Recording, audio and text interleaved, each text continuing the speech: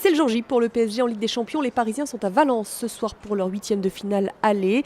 Cela fait 18 ans, un bail que Paris n'a pas disputé de match à élimination directe dans la compétition.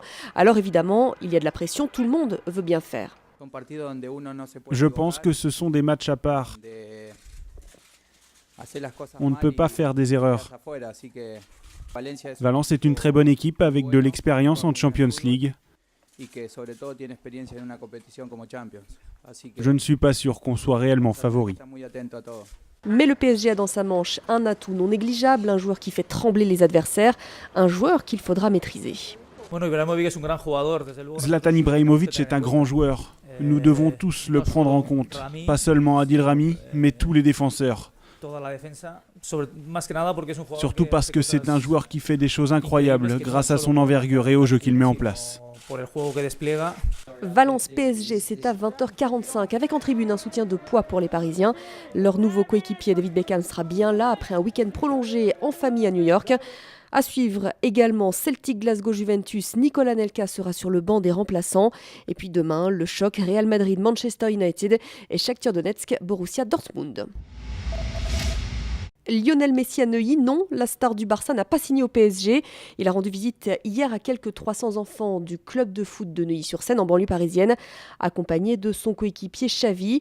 Tout s'est fait en 24 heures. C'est apparemment le papa d'un jeune licencié du club qui a pu organiser cette rencontre mémorable. C'était exceptionnel. C'est pas tous les jours qu'on a la chance de voir de stars aussi connues que ces deux joueurs de foot. Vraiment, Lionel Messi, tout le monde le connaît. Même les filles qui s'intéressent pas du tout au foot, on leur dit Lionel Messi, elles savent qui c'est, quoi. Je suis aux anges, je suis encore avec eux, quoi. J'arrive pas à l'imaginer. C'est incroyable. Ça bouge enfin chez les Bleus et voici la nouvelle tête qui intègre le 15 de France. C'est Anthony Claassen, sud-africain, mais il a passé plus de 3 ans de suite en France, donc il peut être convoqué. Après les 2 défaites du 15 de France, Philippe Saint-André a procédé à 4 autres changements avant d'aller affronter l'Angleterre dans 10 jours.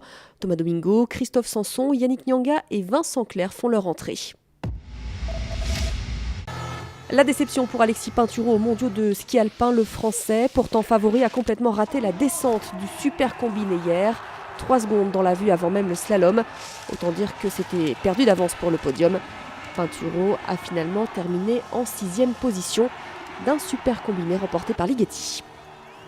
Ma course en général, c'est un élément plutôt de déception. Mais j'espère rebondir et en tout cas j'ai vraiment les crocs pour le géant et le slalom qui arrivent.